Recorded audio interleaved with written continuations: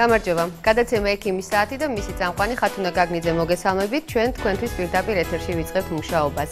თემით ნუტრიციოლოგია. სწორი და დაბალანსებული კვება ჯანმრთელობის მნიშვნელოვანი წინაპირობაა, თუმცა რას გულისხმობს სწორი კვების ცნება? რამდენიმე საინტერესო მონაცემს მოვიყვან. მოზრდილი ადამიანი ყოველწლიურად 500 ლიტრამდე წყალს და 450 კილოგრამ მშრალ საკვებს, ხორცს, ხილს, ბოსტნეულს მოიხმარს. საკვები პროდუქტების აბსოლუტური უმრავლესობა მცენარეული ან ცხოველური წარმოშობისაა. გასათვალისწინებელია პოპულაციის გენეტიკური და რასობრივი თავისებურებანი, რომლებიც თავისთავად ცხადია კვებითი რაციონის სპეციფიკაზეც აისახება. არსებობს რიგი დაავადება, როდესაც სპეციფიკური დიეტის დაცვა აუცილებელია. ამ შემთხვევაში დიეტოპათია დაავადების სრულფასოვან მართვას ემსახურება. ვინაიდან დიეტოთერაპია რთული, შრომატევადი და პაციენტისთვის ძნელად შესასრულებელი პროცესია, დასავლეთში ჩამოყალიბდა შინაგანი მედიცინის დამოუკიდებელი მიმართულება დიეტოლოგია, ნუტრიციოლოგია, რომელიც უშუალოდ პაციენტის კვებითი რაციონის დაგეგმვით და სწორი მენეჯმენტით არის დაკავებული. ასეთი გაპიარებული თემის ირგვლივაც კი, როგორიც ჯანსაღი საკვებია, გასტრონომიული შინაარსის შეკითხვა ჯერ კიდევ მრავლადაა. რას ნიშნავს ჯანსაღი კვება და რომელ ნივთიერებას თუ პროდუქტს რა დოზით უნდა მოიხმარდეს ადამიანი? სწორედ ამ თემაზე გვექნება დღეს საუბარი ექიმის საათში, საკმაოდ აქტუალური და საინტერესო თემით.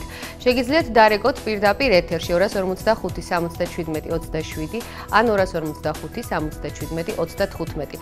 გამოვაგზავნეთ თქვენი მოკლე ტექსტური შეტყობინება 77 27-ზე და აუცილებლად დააფიქსირეთ თქვენი პასუხი შეკითხვაზე. მომხრე ხართ თუ არა ბიოლოგიური დანამატების. ჩვენი გადაცემის სტუმრები ქალბატონი ირმა ასათიანი, ექიმი და ნუტრიციოლოგი დიეტოლოგი ნანა ყავლაშვილი. დიდი მადლობა მობრძანებისთვის ქალბატონებო. რა არის ნუტრიციოლოგია? ჯერ ამ ცნებით დავიწყოთ. ნუტრიციოლოგია ეს არის შედარებით ახალი მიმართულება მედიცინაში, ახალი დარგი მეცნიერების, რომელიც შეისწავლის საკვების ნივთიერებების ზემოქმედებას ადამიანის ჯანმრთელობაზე, შეისწავლის საკვები ნივთიერებების ურთიერთმოქმედებას ერთმანეთთან, ასევე შეისწავლის კვების როლს ადამიანის ჯანმრთელობის საკითხებთან და მისი უმთავრესი მიზანი არის მენეჯმენტი ახსენეთ, საკვები პროდუქტების სწორი წარმოება, მოპოვება და მათი რაციონალური გამოყენება ადამიანის ჯანმრთელობის სასიკეთით. რა არის ჯანსაღი კვების ძირითადი ცნება? მე ეს ვახსენებ, თითქოს ყველამ ვიცით, ქალბატონო ირმა დამეთანხმებით, ჯანსაღი კვება თითქოს ყველამ ვიცით, რომ უნდა მივიღოთ ბოსტნეული, ხილი და ასე შემდეგ, მაგრამ თვითონ ცნება ჯანსაღი კვება რას ნიშნავს? მე მინდა ვთქვა, რომ კვება არის ძალიან მნიშვნელოვანი. საერთოდ ამბობენ, რომ ადამიანი არის ის, რასაც მიირთმევს და რასაც ფიქრობს. ამიტომ ძალიან ფრთხილად უნდა ამოვირჩიოთ საკვები პროდუქტები. ჩვენ უნდა გვახსოვდეს, რომ საჭმის მომნელებელი სისტემა არ არის მხოლოდ საკვების გადაადგილების და მონელების ადგილი. მან ძალიან დიდი რაოდენობით იქმნება შლაკები. და თუ ადამიანის კვება არ არის ბალანსირებული, ეს შლაკები გროვდება ძალიან დიდი რაოდენობით, იწოვება სიცხლში და ამის გამო ხდება ინტოქსიკაცია ორგანიზმის და ჩნდება ძალიან ბევრი დაავადება. ამიტომ უნდა ვისარგებლოთ ეგეთი წესებით. პირველ რიგში 6-7 საათის შემდეგ ჭამა არ შეიძლება. ეს უნდა იყოს კანონი. ეგეთ პროდუქტებთან, როგორც ხორცი, ხაჭო, კვერცხი, პურის მიტანება აკრძალულია, იმიტომ რომ ეს არის ერთმანეთთან შეუთავსებელი პროდუქტები. ყოველგვარი სიცხის მიღება შეიძლება ჭამამდე 30 წუთით ადრე, ან და ჭამიდან 2-3 საათში. ჭამის დროს არ შეიძლება სიცხის? არა, არ შეიძლება, ნამდვილად არ შეიძლება. კიდევ მინდა ვთქვა, რომ დღის განმავლობაში ერთი კვება აუცილებლად უნდა იყოს მხოლოდ ხილით. და ხილის მიღება შეიძლება ჭამამდე 1 საათით ადრე ან ჭამიდან 2-3 საათში. როგორც წყალი, ანუ ხილიც დაახლოებით იგივე. დიახ, ეგრეა.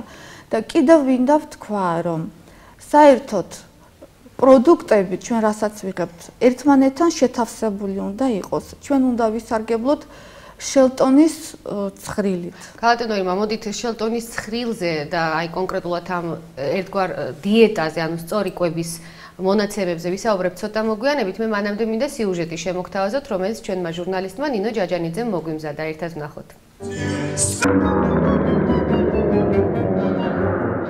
არასწორი კვება, მისი ზეგავლენა და დაკარგული სხეულის ლამაზი ფორმები.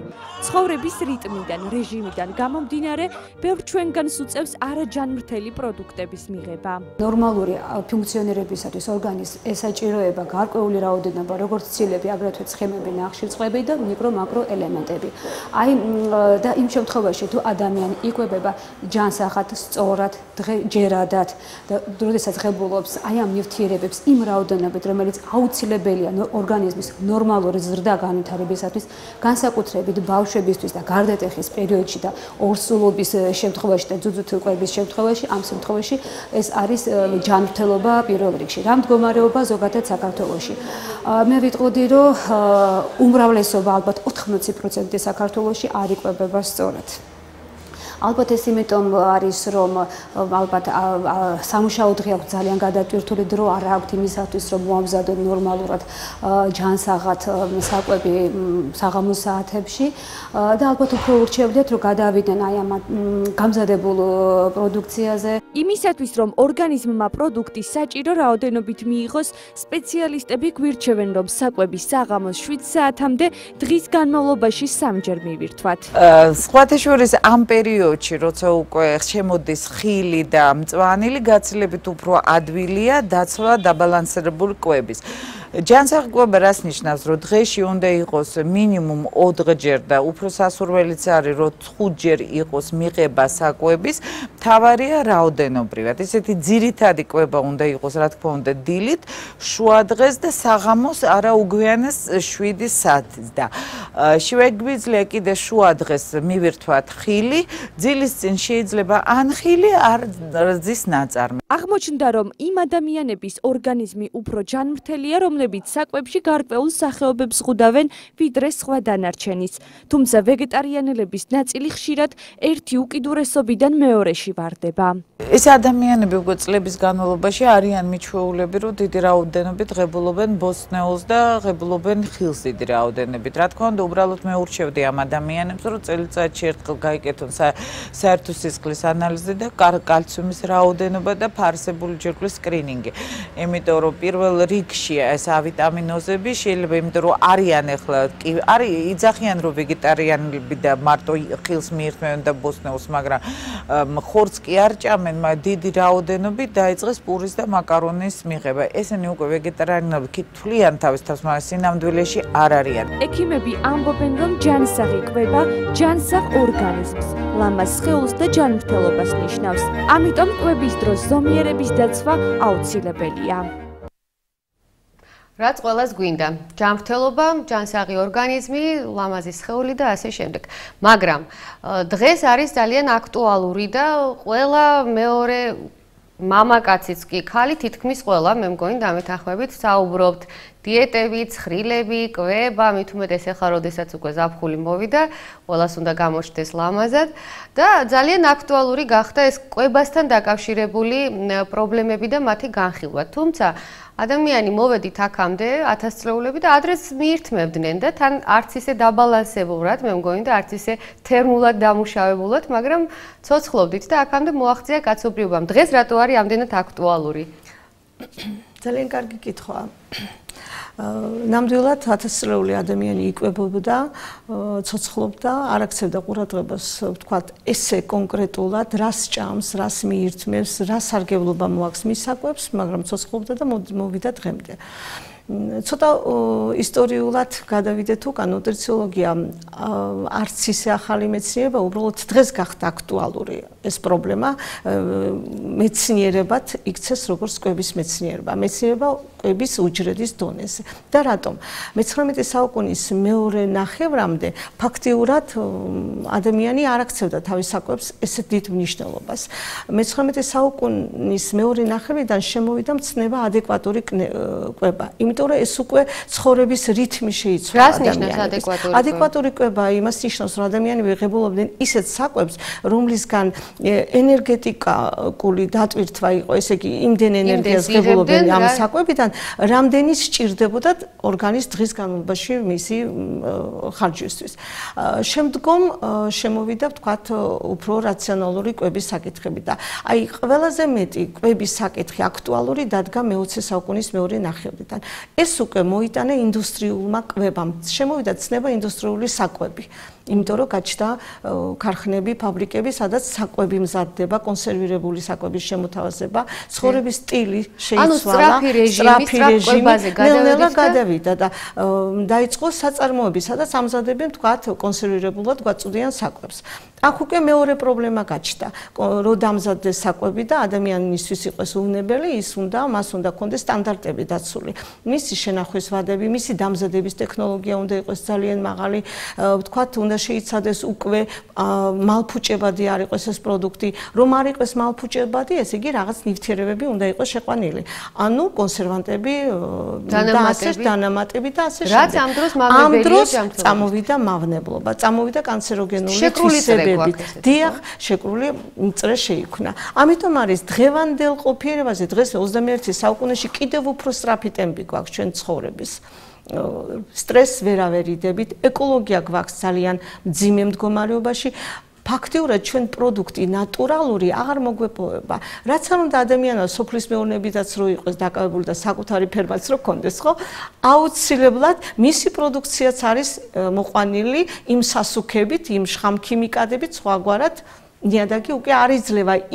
აქედან არის გამომდინარე სხვაობა, რომ აქტუალური გახდა დღეს საუბარი კვებაზე. კვება არ არის მარტო, როგორც ქალბატონმა ირმამ აღნიშნა, ეს არ არის ის, რომ მარტო დანაყრდეს ადამიანი. არა, კვება არის ჩვენი ჯანმრთელობა. ჩვენ ისეთები ვართ, რასაც ვიკვებებით, რა პროდუქტსაც ვღებულობთ. ჩვენი ჯანმრთელობა აქედან არის გეთანხმებით. კვება კიდევ ერთი რამ არის, რომ ნებისმიერ დღეს საზოგადოებაც საკმაოდ განათლებულია, იციან კვების როლი, მნიშვნელობა. ნებისმიერმა იცის კვების, ასე ვთქვათ, აზები, ანაბანები, რომ ვიციან, რომ არ ვარ კვებისთვის, ვთქვათ, წვარი არ ვარ გავთქვათ მარილიანი საკვებია, მავნია ვთქვათ ჩიფსები, თუმცა ეს უკვე ცალკე საკითხია მოზარდების კვება. ეს ძალიან სერიოზული საკითხია, რას ვაძლევთ ჩვენ მოზარდებს, ეს არის საშინელება.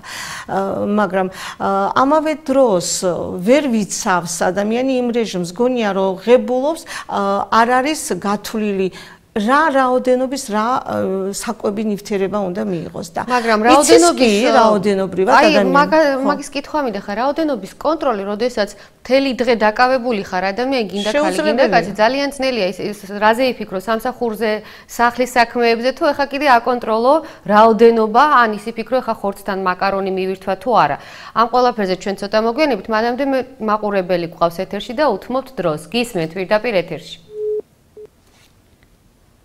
Алло. სამწუხაროდ გაითიშა. და კვების გარდა ქალბატონო ირმა, მე როგორც ვიცი, თქვენ საკმაოდ მხოლოდ კვებით არ ხართ ესეთ ძალიან კარგ ფორმაში. ნამდვილად. რას მიმართეთ, რა ხერხს? მე ვარ იმ აზრის, რომ ჯანსაღკვებასთან პარალელურად ადამიანი აუცილებლად უნდა იყოს დაკავებული ან ცეკვით, ან იოგით, ან ვარჯიშით. საერთოდ მატერიის არსებობის ფორმა არის მოძრაობა. ასე რომ უნდა ვიმოძრაოთ ბატონებო, რაც შეიძლება მეტი. ეს არის ჩემი რეცეპტი. და ვისაც რა მოწონს, ზოგს ცეკვა, ნამდვილად ძუნძული და ასე შემდეგ. აუცილებლად ჯანსაღი კვება, კარგი ფსიქოლოგიური განწყობა, მოძრაობა არის ძალიან დიდი ბედნიერება და ჩვენ უნდა გვახსოვდეს, რომ ცხოვრება არის მშვენიერი და ჩვენ ვცოცხლობთ არა იმისთვის, რომ ვჭამოთ. ჩვენ უნდა ვჭამოთ იმისთვის, რომ ვიცოცხლოთ. აი ბედნიერად, ჯანმრთელად. და ამას აქვს და ენერგიულად ნამდვილად ამას აქვს ძალიან დიდი აზრი. ნამდვილად მე ვიცავ იმ დიეტას, რომელზეც ვილაპარაკე ახლა. აი თუ შეიძლება ამაზე გითხარით, ეს არის შევდონის ცხრილი, ხო? დიახ, ერთი წუთით. ისე იგი პროდუქტები უნდა მივიღოთ აი ერთმანეთთან შეუთავსებელი პროდუქტები არ უნდა მივიღოთ. აი მაგალითად ხორცი უნდა მივიღოთ მწვანილთან ან ბოსტნეულთან ერთად და პური კარაქთან ერთად. უნდა მიიღო საკმაოდ დიდი რაოდენობით, ისე რომ გესიამოვნოს, მაგრამ ეს აუცილებელია. არ შეიძლება შეუთავსებელი პროდუქტები რომ მიიღოთ, იმიტომ რომ პური კარაქთან არ შეიძლება? პური კარაქთან შეიძლება. მაგრამ ეხლა რომელიმე ქალბატონს რო უთხრა კარაქიან პური ჭამეო, იტყვის რას ლაპარაკობ? არა, შეიძლება. მაგრამ პური უნდა იყოს რუხი ან შავი, ამას აქვს დიდი მნიშვნელობა. რუხი და შავი პური. კარაქთაც აქვს ალბათ მნიშვნელობა. კი. ხო, რომელ კარაქს მიირთმევს? სასურველია რომ იყოს ეკოლოგიურად სუფთა, რა თქმა უნდა. მაგრამ მე მინდა ვთქვა, რომ 6 თვის განმავლობაში მე ეს არ მქონდა მიზეზად, მე დავიკელი 9 კილო. და ვჭამდი ყველაფერს. კარაქიან პურს ჭამდით და 9 კილო დაიკელით. დიახ.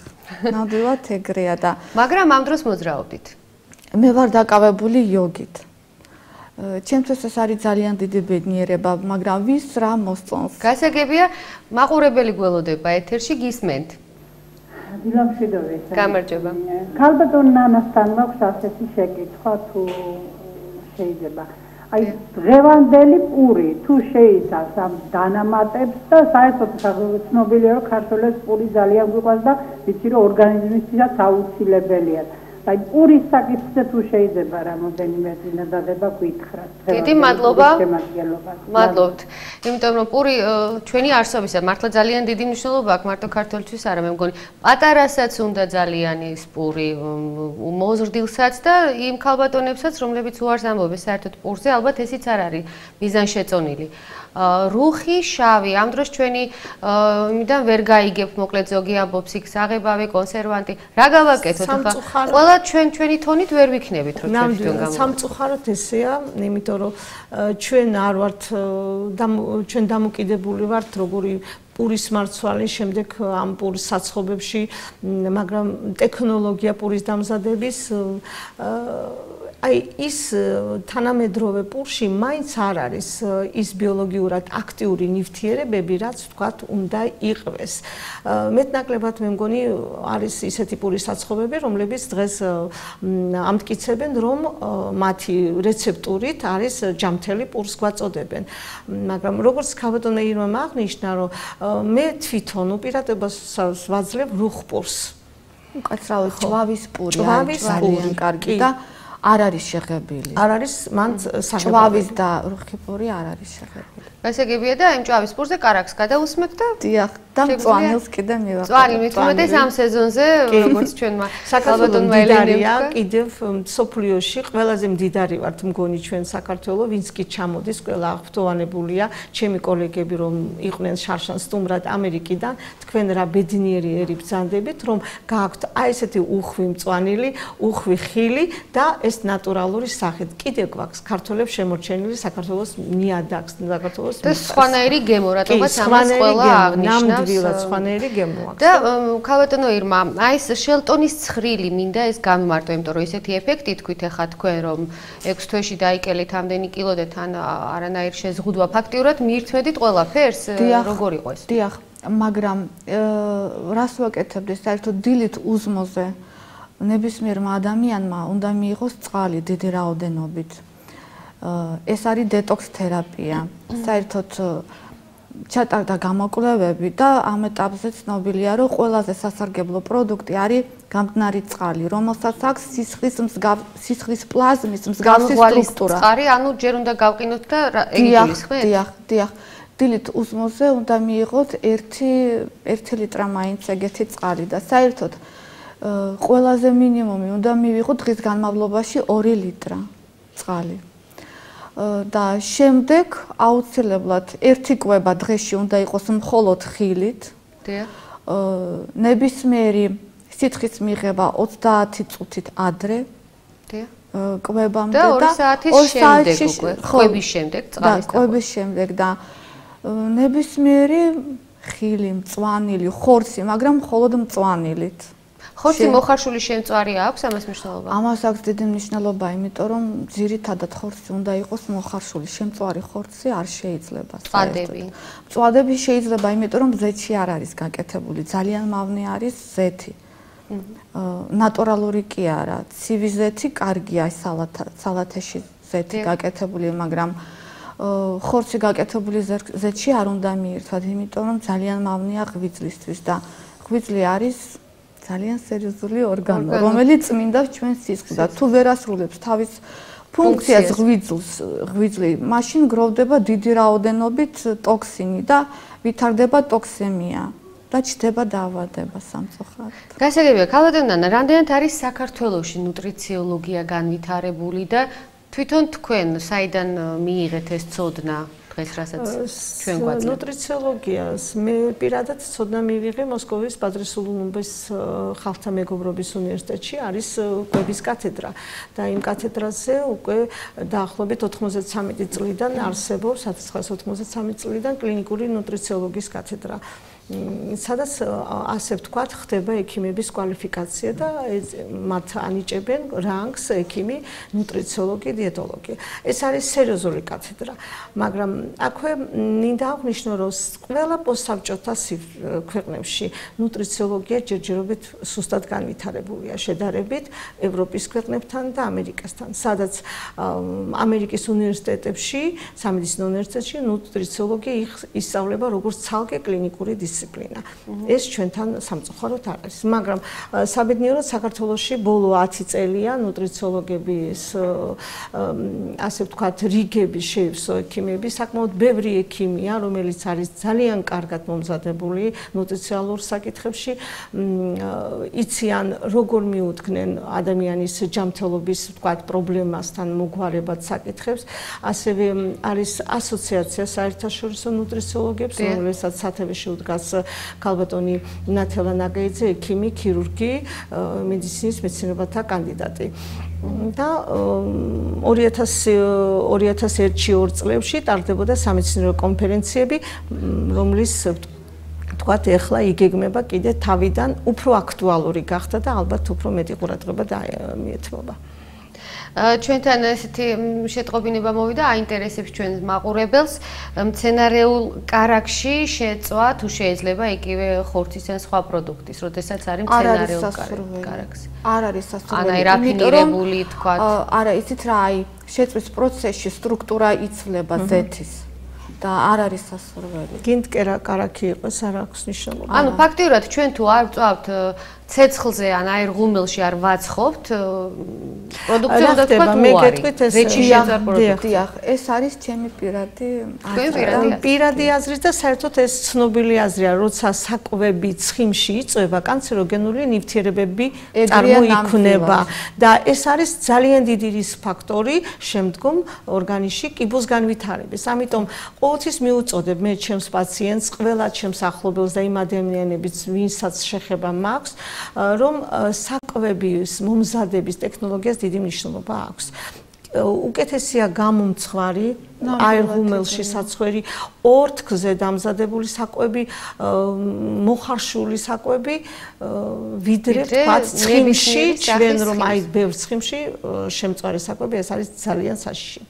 მაყურებელი, გისმენთ. პირდაპირ ეთერში ხართ, გამარჯობა.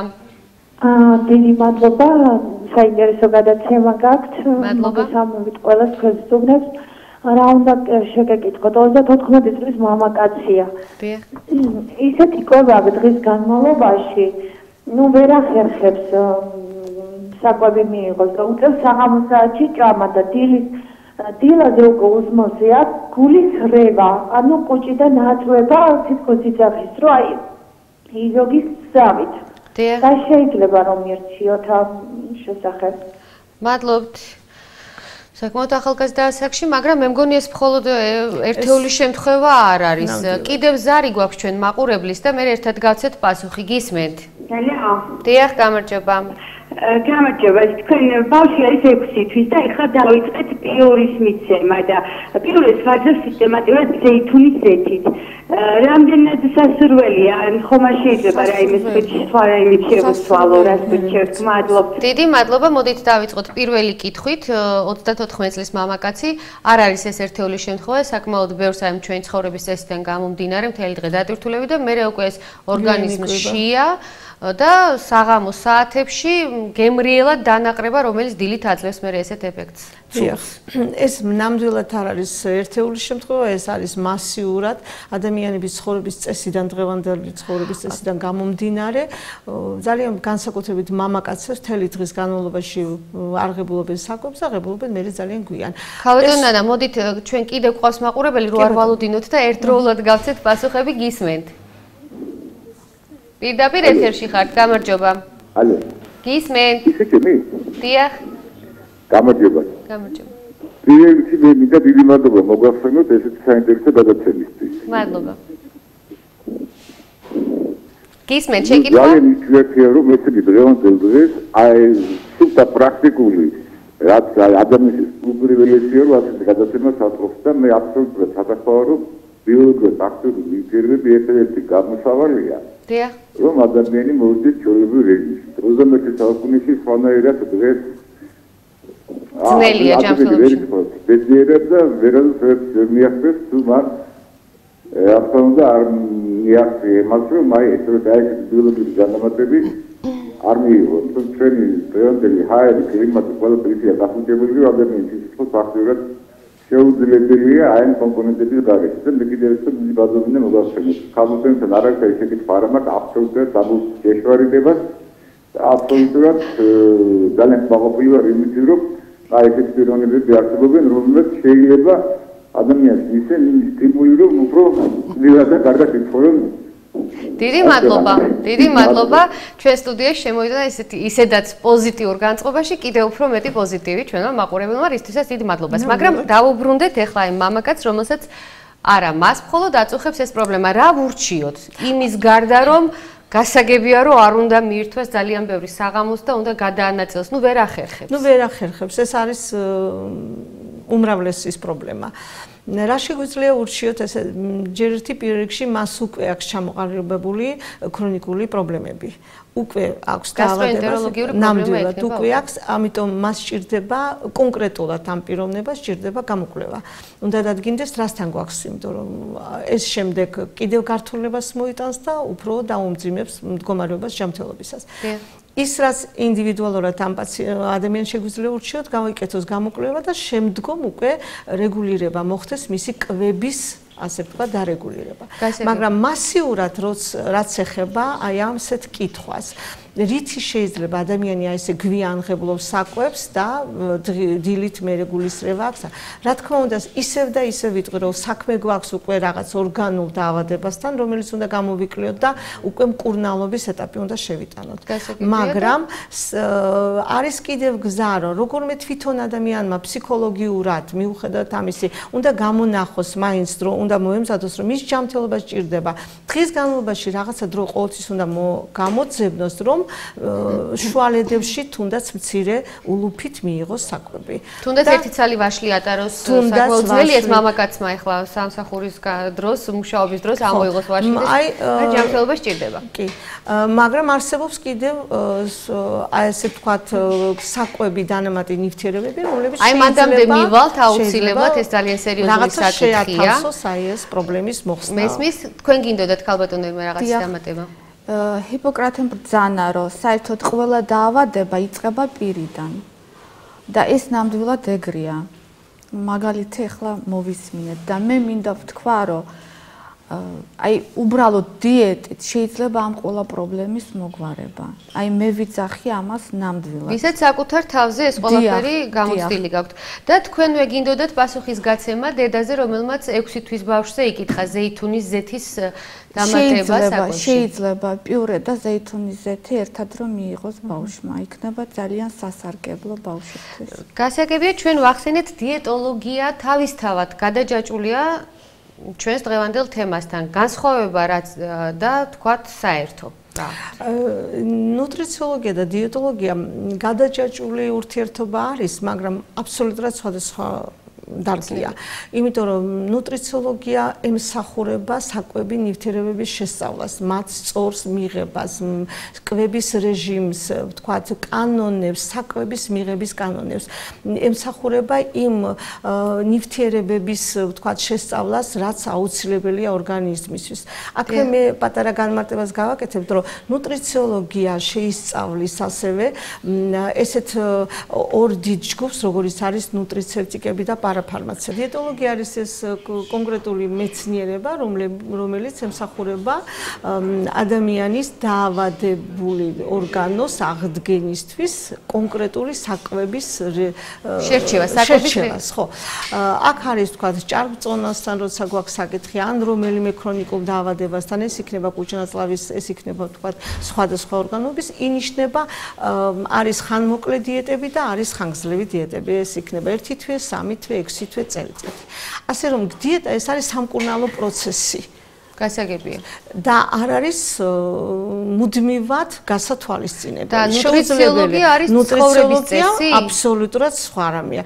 როგორც აღნიშნე ნუტრიციოლოგია ეს არის ნივთიერებების, საკვები ნივთიერებების შესწავლა, მათი ურთიერთმოქმედების კანონების შესწავლა ორგანიზმზე და რა როლი აქვთ მათ ადამიანის ორგანიზმის გაჯანსაღება. ყოველდღიური ჩვენი საკვები არის ნუტრიენტებისგან შემდგარი. რა არის ნუტრიენტები? ალბათ იკითხავს მაყურებელი. ეს არის ის ნივთიერებები, საკვები ნივთიერებები, რომლებიც ჭირდება ჩვენს ორგანიზმს. ეს არის ჩვენი ცილები, ეს არის ცხიმები, ეს არის ნახშირწყლები, ეს არის მინერალები, ეს არის ფერმენტები, შეუცვლელი ამინომჟავები, შეუცვლელი ცხიმები და ასე შემდეგ. ვიტამინები. თქვენ ახსენეთ ქალბატონო, ნუტრიცეპტიკი, ფარმაცევტიკა, ეს ორი მიმართულება ხო ნუტრიციოლოგიის განსხვავება? ორი დიდი მიმართულება, ეს არის ნუტრიცეპტიკები და პარაფარმაცევტიკა. ნუტრიცეპტიკები არის ზუსტად რაც ჩამოვთვალეთ ახლა დაწყებული, ვთქვათ, ვიტამინებით, მინერალებით, ამინომჟავებით, ცილებით, ცხიმებით, ყველაფერი ის საკვები ნივთიერება, რასაც ნორმაში ორგანიზმი დღის განმავლობაში უნდა ღებულობდეს. ის რაოდენობა და მათი ურთიერთმოქმედების კანონები, როგორ მოქმედებენ ერთმანეთთან, აი ირმა აღნიშნავს, რომ ერთი საკვები არ შეიძლება შეურიოთ მეორეს, თქვათ, პური ხორცთან შეუთავსებელია, ხილი უნდა მიიღოთ აბსოლუტურად დამოუკიდებლად, ბოსტნეულს უფრო მეტი ყურადღება მივაქციოთ, იმიტომ რომ მათი საკვები ღირებულებიდან გამომდინარე. მაგრამ მეორე პარაფარმაცევტიკები, ეს არის ის იგივე ნივთიერებები, ოღონდ უფრო გაძლიერებული, ვთქვათ, კაფსულირების სახით, ჩვენ უნდა მივიღოთ იმ შემთხვევაში, როცა გვაქვს რაღაცა ქრონიკული დაავადება და გვჭირდება იმუნიტეტის გაძლიერება, გვჭირდება, ვთქვათ, რამე პროცესის უფრო სწრაფი და უფრო, ვთქვათ, ქრონიზაციის პროცესის დანამატებზე საუბრობთ, საკვებ დანამატებზე. საკვებ დანამატებზე ვსაუბრობთ. რომელიც საკმაოდ საკამათო საკითხია, ძალიან ისეთი ხალხში ერთი ნაწილი ამბობს, რომ არ არის აუცილებელი და საჭირო, ექიმები ყოველ შემთხვევაში თქვენ და რაღაცა ნაწილის ხალხის პირიქით ეთანხმება. ჩვენი ინტერაქტივით საინტერესო იქნება, სწორედ ამაზე გვაქვს ჩვენ შეკითხვა დასმული, ბიოლოგიური დანამატები, რამდენად არის მომხრე ჩვენი საზოგადოება ბიოლოგიური დანამატების, იმიტომ რომ 78% ჩვენ ამ მომენტში უკვე მომხრია. ხო, იცით რა არის საკმაოდ მაღალი და რატომ არის მაღალი? იმიტომ რომ ადრე იყო ასე თუ ისე ინფორმაციული ვაკუუმი და როცა პირველად შემოვიდა კვებითი დანამატი და ბადი რომ გაიგო ადამიანმა, ეგონა რომ ეს რაღაცა აი რა არის ბადი?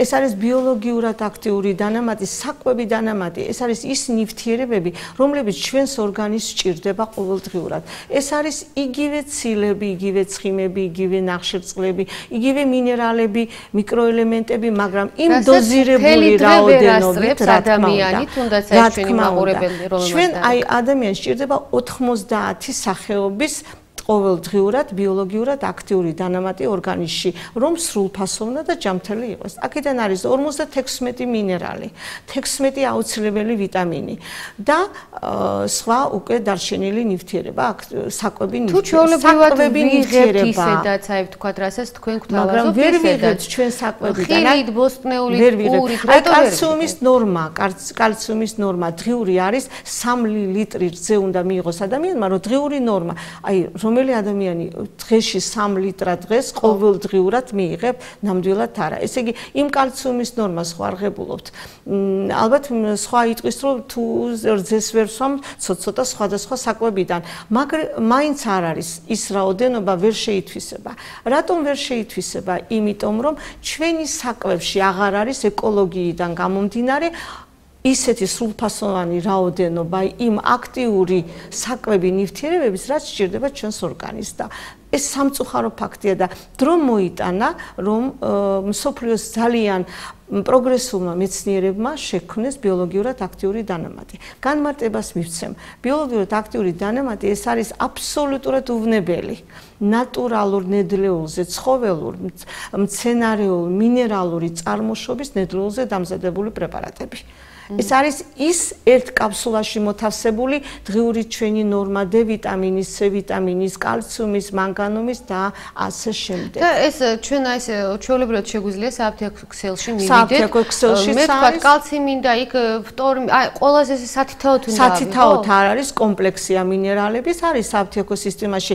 მე ომეგა-3, ომეგა-6, ომეგა-9 რა არის? ეს არის შეუცვლელი ამინომჟავები. ვერ მიიღებთ იმ რაოდენობას, რამდენი თევზი უნდა მიირთვათ დღეში, რომ თქვენ ის რაოდენობა შეითვისოს თქვენმა ორგანიზმმა, საჭირო, შეუძლებელია.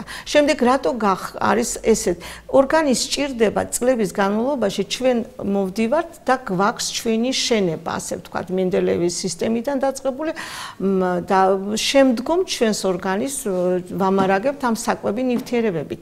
მაგრამ წლების განმავლობაში, როცა წლები გვემატება, ჩვენს ორგანიზმში არ ხდება იმ შეუცვლელი მინერალების, ვთქვათ, სინთეზირება, არ ხდება ვთქვათ, ვიტამინების სინთეზირება და ასე შემდეგ. ჩვენ ეს მზა ფორმით უნდა მივიღოთ. საიდან? ან უნდა საკვები მივირთვათ, რომელიც იქნება ესეთი დიდი რაოდენობით ამ საკვები ნივთიერებებით გაჯერებული, ან მაშინ დღევანდელ თანამედროვე მედიცინაში შემოვიდა ბიოლოგიურად აქტიური დანამატი. აბსოლუტურად უვნებელი, რომელიც საკვებთან ერთად მიიღება თითო კაფსულა. აღარ გვჭირდება ჩვენ ვთქვათ ორგანიზმის ჯანმრთელობის ყოფნისათვის მაპატიეთ ესეთი გამოთქმით, რომ აუარებელი საკვების მიღება საკმარისია, მასთან ერთად თითო კაფსულა მივიღოთ, რომ შევივსოთ ის დეფიციტი. ჩვენ მაყურებელი გველოდება, ქალბატონო ნანა, გისმენთ? მოგესალმებით. შეკითხვა მაქვს ასეთი. და ისე დამაკმაყოფილა ეხლა თქვენმა საუბარმა დანამატებთან მე ვიღებ მაგას და აი ძალიან კმაყოფილი ვარ. ეხლა შეკითხვა მაქვს ესეთი, როგორც გავიგე, რომ სიცხეების თვეების ზაფხულში არ შეიძლება ომეგა-3-ის მიღება და რამდენად მართალია ეს და იცით რა მაინტერესებს, რა განსხვავება ომეგა-3, ომეგა-6 და ომეგა-9-ში? მადლობ შეკითხვისთვის. ჩვენ ამ კითხვაზე პასუხს ცოტა მოგვიანებით გაგცეთ, მანამდე ჩვენს გადაცემაში რეკლამის დროა, დაგველოდეთ.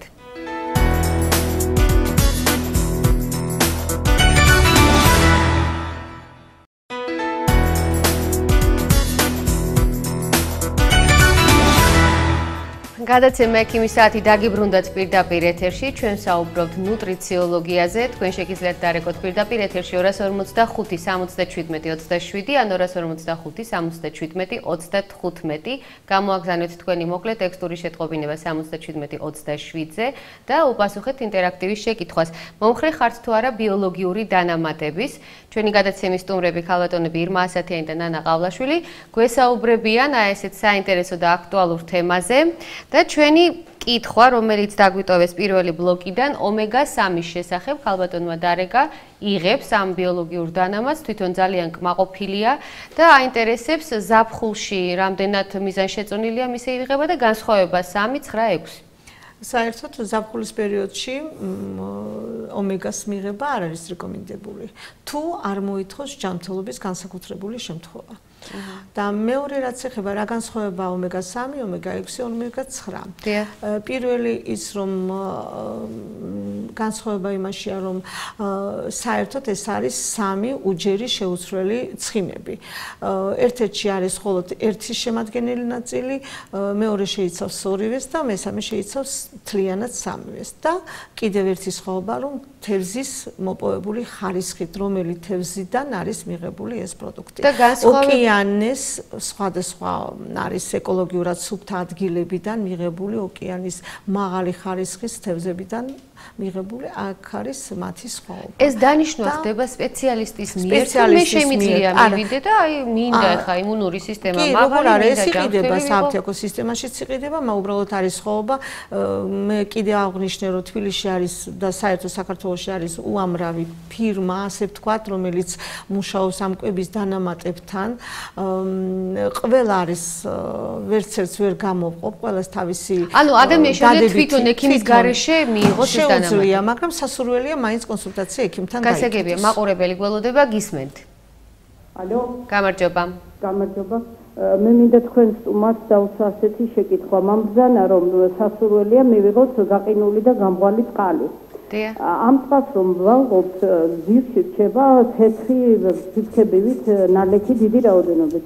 მე მაინტერესებს რა არის ის და როგორ სვამთ მე ამ წყალს რომ შეყვეს ის ნალექი არის თუ იქ უკვე ძირში კონცენტრირებულია და იმ ბოლო ნაწილს რომ დავლებთ რამდენად მავნეა ჩვენი ორგანიზმისათვის. მადლობთ. მადლობთ. აქვე ზარი მეორე და შემდეგ გისმენთ. გამარჯობა. გამარჯობა. ვარ 50 წელს გადაცილებული ქალბატონი და რა მინერალები მჭირდება არ ბიოლოგიური დანამატები ბალანსის აღსადგენად. მადლობთ. მოდით დავიწყოთ პირველი წყალი, ქალბატონი. დიახ, რაც ეხება წყალს, ის რომ წყალი არ არის გამჭვირვალე, იმის მაჩვენებელია, რომ საერთოდ კრანში მოდის ძალიან ცუდი ხარისხის წყალი. დიახ. ამიტომ უნდა დადნეს ბოთლში წყალი ნახევრამდე და რაც დადნა ის ნახევარი უნდა დავლიოთ და დანარჩენი უნდა გადავყაროთ. აი ის რაც არის თეთრი, რაც არის გამჭვირვალე და ანკარა, ის უნდა მივიღოთ უკვე გამყვალი წყალი. ეს იმის მაჩვენებელია, რომ არ არის სუფთა წყალი და სასურველია წყალი გაიფილტროს და მერე გავყინოთ წყალი და როგორ უნდა გავფილტროთ წყალი? არსებობს ფილტრები. იყიდება ფილტრები, სპეციალური ფილტრები იმისთვის, რომ წყალი გახდეს სუფთა. და მეორე შეკითხვა, ქალბატონი, რომელიც 50-ს გადაცილებულია და აინტერესებს რა მინერალებით უნდა შეივსოს ორგანიზმი და რას ურჩევდით? პირველი ურჩევდი გაეკეთები ანალიზი მინერალების კვლევის. ყველა ადამიანს აქვს რომელიღაცა კონკრეტული მინერალების დეფიციტი.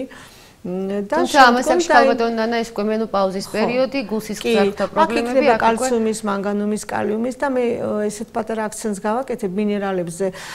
ჩვენ ზოგ მინერალს ვანიჭებთ, ვთქვათ, რაღაც უფრო აქტიურ ყურადღებას, ეს ვიცით რომ აუცილებლად კალციუმი უნდა იყოს, კალიუმის დეფიციტი უნდა აღმოფხვრათ, მანგანუმის, ვთქვათ, იოდის და ასე შემდეგ, მაგრამ ნაკლებ ყურადღებას ვაქცევთ კიდევ სხვა მინერალებს, როგორიც არის, ვთქვათ, თუთი ვანადიუმი, ქრომი და ასე შემდეგ, რომლებიც არანაკლებ მნიშვნელოვანია. მათი დეფიციტი არანაკლებ სერიოზულ დაავადებების გამომწვევი არიან. როგორ გავიგოთ? როგორ საჩავით არ კვლევა, როგორ გავიგოთ? ხა მე რა მაქვს? თბილისში არსებობს მიკროელემენტების ლაბორატორია.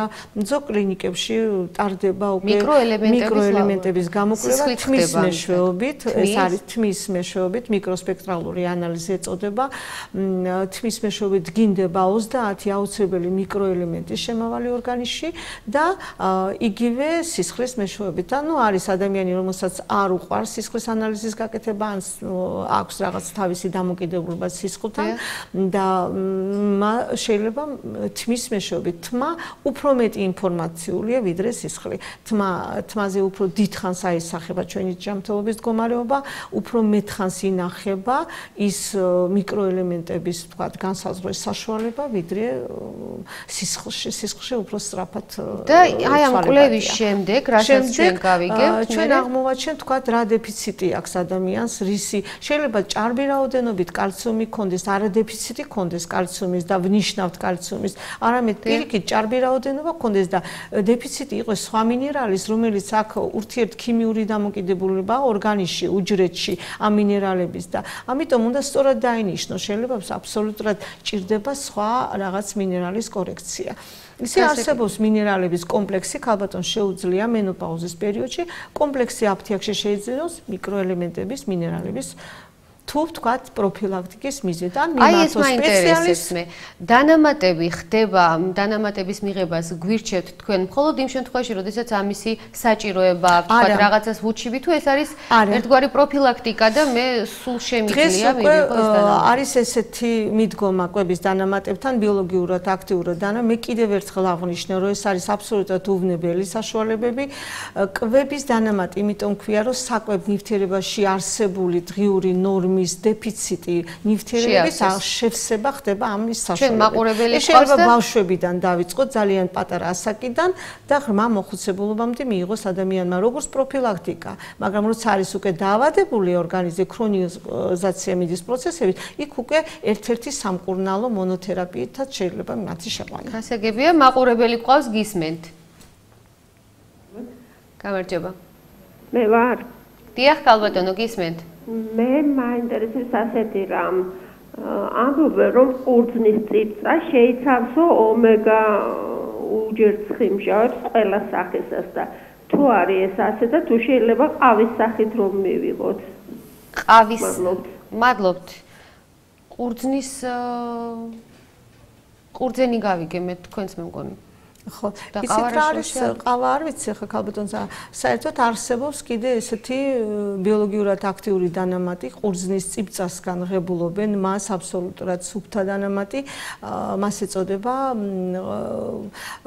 ყურძნის წიბწის ექსტრაქტი და რა არის ეს არის ანტიოქსიდანტი ის წმინდავს ორგანიზმს აი რასაც ჩვენ აი ჩვენი წინაპრები რამდენად ჭკვიანები იყვნენ მე მახსოვს ჩემ თავზე იგივე ბებიები აი ეს ყურძენზე რომ პატარა ბავშვი თქვათ იმას აგდებს არა და ესეც გადაყლაპე და პირი არა აბგროვებდნენ არა ანუ იმიანად გადაყლაპე ეს საკმაოდ ხშირად ჩვენ წინაპრებისგან გამიგია რომ ყურძენი შეგიძლიათ თავი ყურძნის წიბწა საერთოდ არის ანტიოქსიდანტური თვისებებით ცნობილი დიახ ჩვენ მაყურებელი ყავს და მე ყავაზეც მინდა რომ გავამახვილოთ ყურადღება იმიტომ რომ საკმაოდ ყოველდღიური ისეთი ნივთიერებაა რომ გისმენთ ალო დიახ მოგესალმებით გამარჯობა შეკითხვა მაქვს ესეთი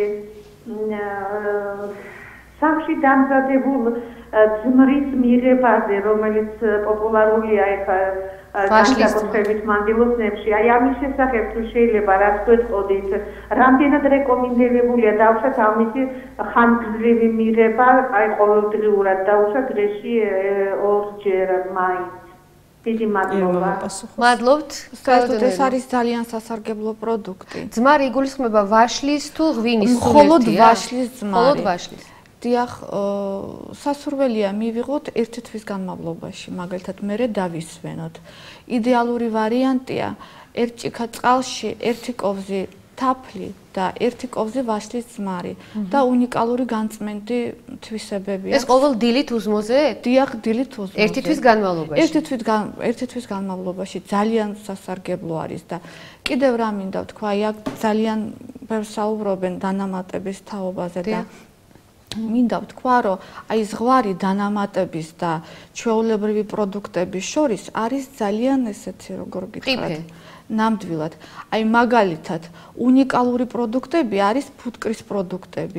მე ვიღებ ნატურალურ ფუტკრის სადედერცეს, ჭეოს, დინდგილს და მე არ ვთვლი, რომ ეს დანამატია. მე არ ვიცი ეს დანამატია თუ წამალია, მე ვიცი, რომ ეს ნატურალურია. ანუ აპითერაპიაც ნუტრიციოლოგიის და მე მინდა ვთქვა, რომ მე ძირითადად ვსაუბრობ ნატურალურ ჯანსაღ კვებაზე და ეს არის ნაწილი ჯანსაღი კვების და ეს აუცილებელია. ამიტომ თქვა ეს ბადია არ არის ეს ბადი, ეს არის ჯანსაღი პროდუქტი მაგალითად. როდესაც იღებ ჯანსაღი ესეთი პირველყოფილი სახით, მაგრამ როდესაც უკვე დანამატებს არქმევა რაღაც კაფსულებში ათავსებ და ასე შემდეგ.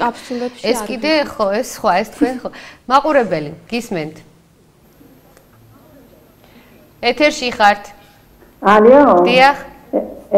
მოგესალმებით ხალბატონო ხათუნა, ასეთი კარგი გადაცემისთვის ძალიან დიდი მადლობა გენაცვალე. გაიხარე, მადლობა. ჩვენ სტუმრებთან მაქვს ერთი შეკითხვა. ამ ეხლა ვსვამ ომეგა-3 და თუ შეიძლება მაისის ბოლომდე რომ დავლიოს. მაისის ბოლომდე. და მეორე კიდე შეკითხვა საყვარელო. დიახ. ისა რა ქვია, ეს დიეტური ხატო რომ არის, რამდენად სასარგებლო არის მაგი ადამიანისთვის და სად შეიძლება რომ შევიძინოთ. ბაზრობებსაც შეიძლება, მაგრამ მე მგონი ეკოლოგიურად თუმცა ეს არ იქნება.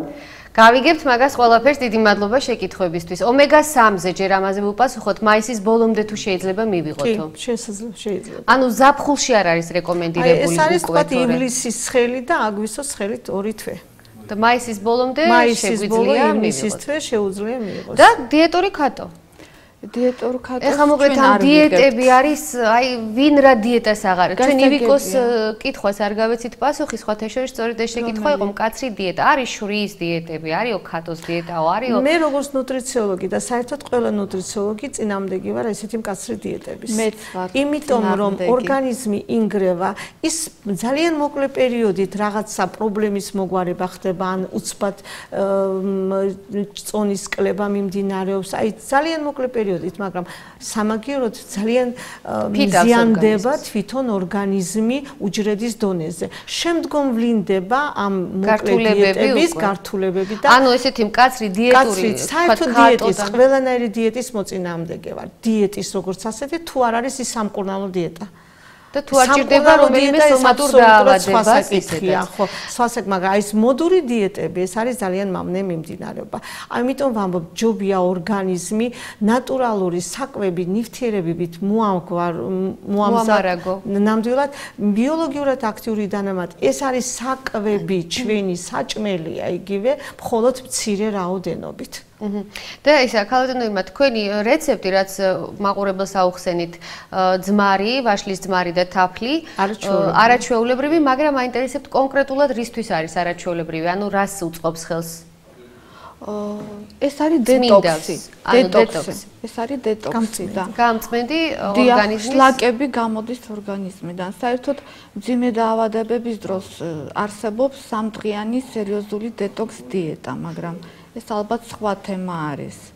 მკაცრი დიეტა, ეს არის წყალი, ლიმონის ფორთოხლის და გრეიპფრუტის წვენი. აი 3 დღის განმავლობაში ამას თუ მიიღებთ, ორგანიზმი იდეალურად იწმინდება. მაგრამ შეიძლება სხვა რაღაცებს ავნოს, არა? მხოლოდ წყალი და წვენების არა. ეს როცა არის ქრონიკული ვირუსული დაავადება და ორგანიზმს ჭირდება სერიოზული განწმენდა. ანუ თქვენ ამბობთ, როდესაც ქრონიკულ დაავადებაზე გვაქვს საუბარი და არ გაიგოთ ისე რომ არა, ჯანსაღ ადამიანს ეს არ სჭირდება და მე საერთოდ არა ვარ მომხრე მკაცრი დიეტების. ჯობია დაიცვათ კვება, ჩვეულებრივი, ბალანსირებული. მეგონი ჩვეულებრივი კვების კულტურაა, უბრალოდ რა რასთან უნდა მივიღოთ. რაც ალბათ დაგვავიწყდეთ, თორემ მე მგონი ჩვენ ვაწინააღმდეგე. და პარალელურად აი ნამდვილად ყველა სურჩევ მიიღოს, ეხლა სეზონი მოდის, მაისში მეფუტკრეებს ექნებათ ახალი ფუტკრის სადედრძე. ეს არის უნიკალური პროდუქტი და ძალიან გთხოვთ მიეცით ბავშვებს. ამაზე უკეთესი არაფერი არ არსებობს. არც ერთი ხელოვნური ვიტამინი ამას ვერ შეედრება. გასაგებია მაყურებელი გისმენთ. პირდაპირ ეთერში დასვით შეკითხვა. ალო, გამარჯობა. გამარჯობა.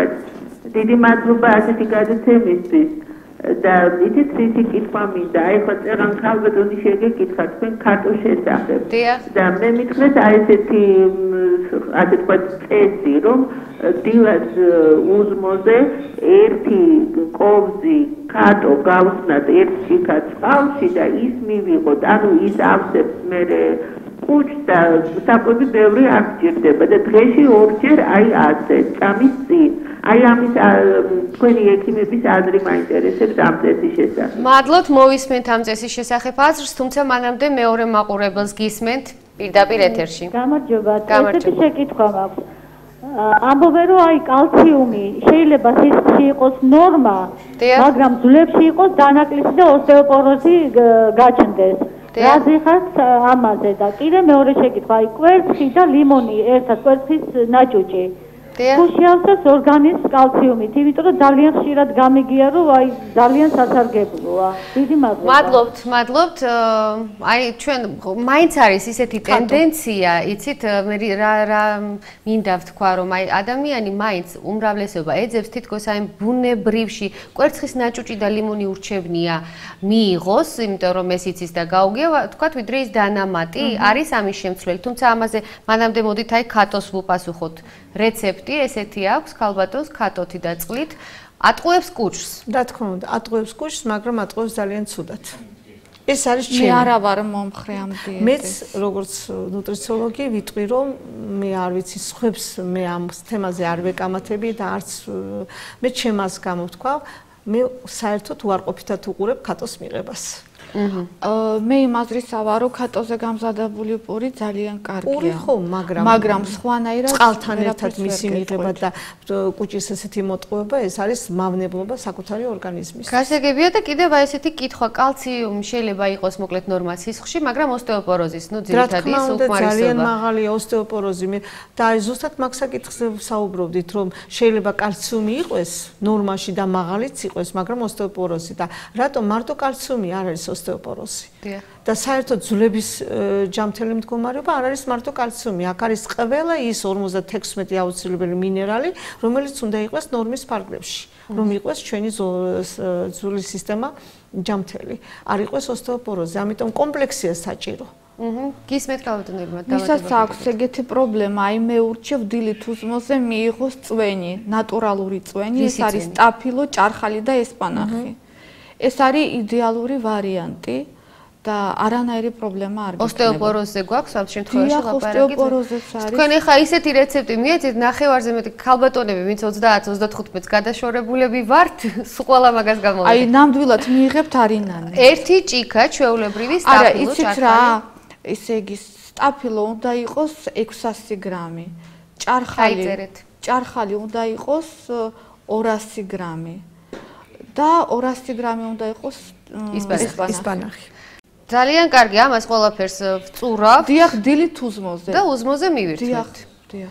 და ასევე ჩვენ მქონდა კვერცხი და ლიმონი გავცეთ ამ ქალბატონსაც პასუხი. კვერცხის ნაჭუჭი, ლიმონი ფანტასტიკურია, მაგრამ რამდენი რაოდენობით უნდა მიიღოს ამ ქალბატონმა ეს კვერცხის ნაჭუჭი, რომ ის რაოდენობა კალციუმი შეითვისოს მისმა ორგანიზმმა. შეუძლებელია.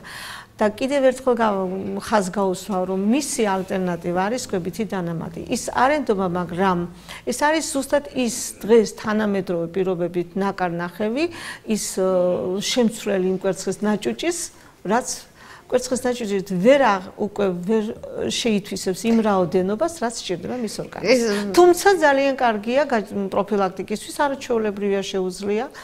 თუ ნებისყოფა აქვს. გასაგებია და ეს ძალიან ისეთის გამოიწვია, ვერ ამოვწურეთ ეთყობა ეს ჩვენ თაფლის ძმრის და აი ეს დილით узმოზე დასალევი თქვენ რაც გვირჩიეთ. ძალიან სასარგებლო წმინდავს, მაგრამ მაინტერესებთ რაოდენობა და დროის ხანგრძლივობა. ერთი თვის განმავლობაში უნდა მივიღოთ დღეში 3 ჯერ. ჭამამდე 30 წუთით ადრე, ამას აქვს ძალიან დიდი მნიშვნელობა. ჭამამდე 30 წუთით ადრე ერთი ჭიქა, ჩვეულებრივი ჭიქა, ძმარი ერთი კოვზი, თაფლი და წყალი. ამას ჩვენ მანამდე ვაყენებთ თუ იქვე შეგვიძლია ეს ახალი გაკეთებული? 1 საათით ადრე შეიძლება დავაყენოთ. 1 საათით ადრე შეიძლება დავაყენოთ, მაგრამ მინდა ხაზი გაუსვა იმას, რომ აუცილებლად ეს ვაშლის ძმარი უნდა იყოს ნატურალური. მე მაგათაც მყავს ხალხი, ვისგანაც ვყიდულობ, ვიცი რომ ნამდვილად ოჯახში და აი რადგან ჩვენ ვახსენეთ აპითერაპია, აქვე გაჩნდა კითხვა, ფუტკრის რძე ძალიან სასარგებლოა, მაგრამ დასახით და როგორ უნდა მივიღოთ და რაოდენობა? ისეთ რაშია საქმე? საქმე იმაშია, რომ შეიძლება მიიღოთ ფუტკრის სადედერ რძე როგორც ვიტამინის ფორმით, მაგრამ მე არ ვარ ამის მომხრე. მე საერთოდ გინეკოლოგი ვარ და ვისაც ქონდა უშვილობის პრობლემა, ყოველთვის უნიშნავდი ვიტამინებს კომპლექსში, რა თქმა უნდა. კურნალობა მიმდინარეობდა პარალელურად. უნიშნავდი გოგოებს ვიტამინს, რომელიც შეიცავდა ფუტკრის სადედერձეს. აი მართლა გეუბნებით, ყველა დარჩა ორსულად. აი მართლა. მაგრამ მე პირადად როგორ ვიღებ ფუტკრის სადედერձეს? მე მყავს მეფუტკრე, რომელსაც ვენდობი, ან თბილისში ამ ეტაპზე არის რამოდენიმე ძალიან კარგი მაღაზია და მე ვყიდულობ ნატურალურ ფუტკრის სადედერձეს, რომელიც ინახება შპრიცში. და აუცილებლად უნდა შევინახოთ ეს პროდუქტი. ისე იგი 2-6 გრადუსამდე, ისე იგი ყინული მოყვება იმისთვის, რომ არ გაფუჭდეს და ყოველი დილა узმოზე ვიღებ 4 წვეთს.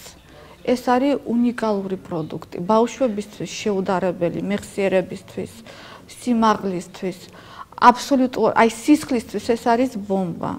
ნამდვილად, იმიტომ რომ სისხლის სტრუქტურა ხდება ძალიან კარგი. კიდევ აინტერესებთ, მე მგონი, თუ დარეკავს ის ქალბატონი პირდაპირ ეთერში და დასვავს კითხვას, უფრო კონკრეტულ პასუხს გავცემთ. აზარი გვაქვს, გისმენთ? გისმენთ პირდაპირ ეთერში? ალო? დიახ, ქალბატონი. ალო, ბოდიში გენაცვალე. თქვენ წერან ბრძანეთ, რომ ისა რა ქვია, ძმარი რამდენი უნდა და თაფლი რამდენი უნდა რაოდენობა? გასაგებია, მადლობთ.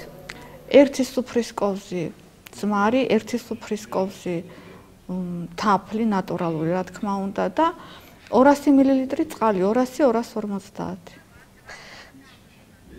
გასაგებია და ცოტა ხანი გავაჩერებთ 1 საათით და ჭამამდე 30 წუთით ადრე ვიღებთ. დიახ, აუცილებლად. მე მგონი ამოვწურეთ ამ თემაზე ინფორმაცია, გისმენთ ეთერში. გამარჯობა.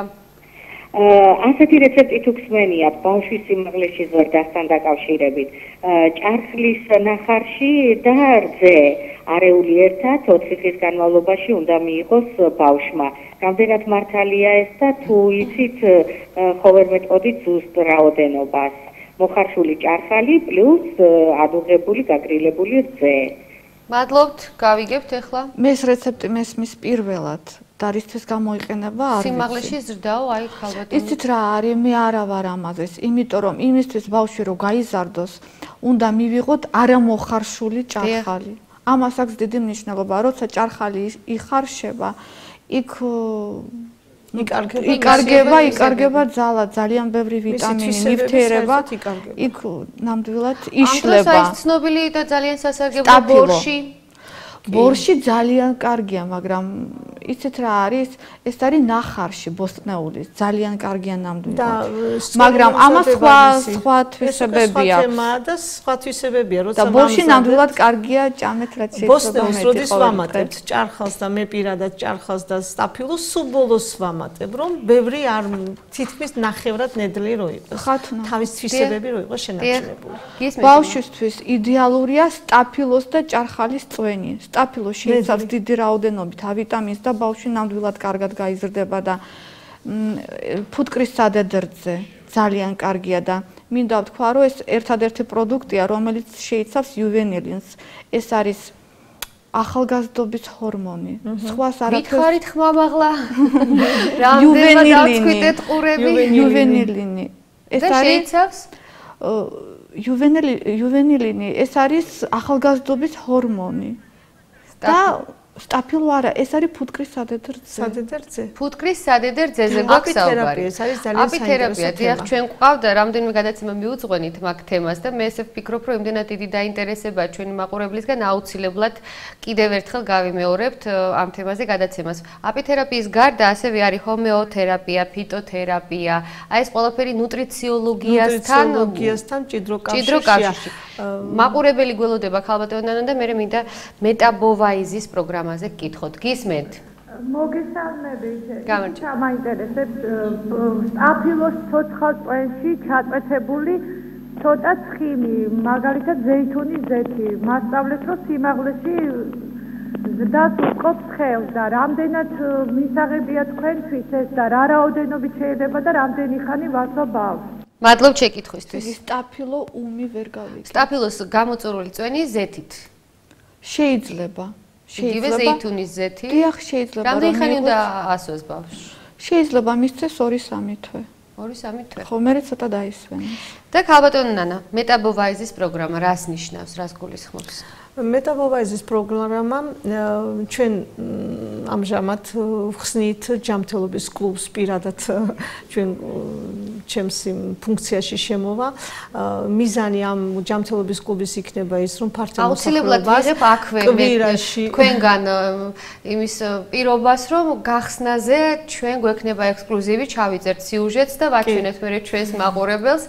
თუმცა მე ვფიქრობ, რომ დღევანდელი თემაც ექსკლუზივი გვაქვს, მე მგონი ჩვენს ტელესივრცეში ესეთი კუთხით არ გაშუქებულა ეს თემა. ამ ჯანმრთელობის კლუბში, ველნეს კლუბი, ჯანმრთელობის კლუბი, რომელიც სოფლიოში ძალიან არის გავრცელებული, ძირითადი მიმართულება იქნება ადამიანებს მივაწოდოთ სწორი ინფორმაცია კვების შესახებ, ჯანმრთელი ცხოვრების წესის შესახებ და როგორ უნდა თუ კი აქვთ რამე ქრონიკული უკვე პროცესები და თუმცა პრაქტიკული ჯანმრთელი ადამიანი დღეს არ არსებობს, ბავშვებიდან დაწყებული, ბავშვები ეს ცალკე თემა, რომლებსაც უამრავი პრობლემები აქვთ, სწორი მიმართულება, როგორ ვიყვეთ ჯანმრთელები და რა პროდუქტი შეიძლება გამოვიყენოთ, როგორ ვიმეგობროთ, ვთქვათ, ცხოვრების სწორ წესთან, როგორ ვიმეგობროთ აპითერაპიასთან, აი ფუტკრის პროდუქტებთან და ასე შემდეგ. ძალიან დიდი მადლობა ხალბატონო. მეტაბოვაიზის პროგრამა გვექნება ფაქტიურად ეს ექსკლუზივი იქნება ეს მეტაბოვაიზის პროგრამა. ეს არის პროგრამა, რომელიც ყოველგვარი დიეტების გარეშე ხელს შეუწყობს ჭარბწონია ადამიანებს გამოჯანმრთელებაში. პირველ რიგში ჭარბწონა ეს არის დაავადება. მეთანხმებით ჩვენ გუშინ სწორედ მაგ თემაზე გქონდა, რომ ეს არის ენდოკრინოლოგიური პრობლემა და ძალიან სერიოზულ გართულებებს იწვევს ჭარბწონა, ზედმეტი ცხიმი და ყველაფერს ამას თქვენ თუ მოერევით მკაცრი დიეტების გარეშე, რამდენ ადამიანს უშველით. მე კლუბის წევრი ვარ უკვე წინასწარ, ვაცხადებ საჯაროდ. საპატიო კლუბის წევრი. ძალიან დიდი მადლობა. ჩვენ ეთერში ყავდა სტუმრები ირმა ასათიანი და ნანა ყავლაშვილი. ჩვენი ინტერაქტივი 86% მომხრია ბიოლოგიური დანამატების. ეს ძალიან მაღალი. კარგი მაჩვენებელია გეთანხმებით. ჩვენი გადაცემა დღეს ამით დასრულდა. ექიმის საათი ორშაბათს დილით 11 საათზე და 30 წუთზე კვლავ დაიწყებს თქვენთვის პირდაპირ ეთერში მუშაობას. მანამდე გისურვებთ ჯანმრთელობას, რა თქმა უნდა, სიხარულს, ბედნიერებას, დროებით.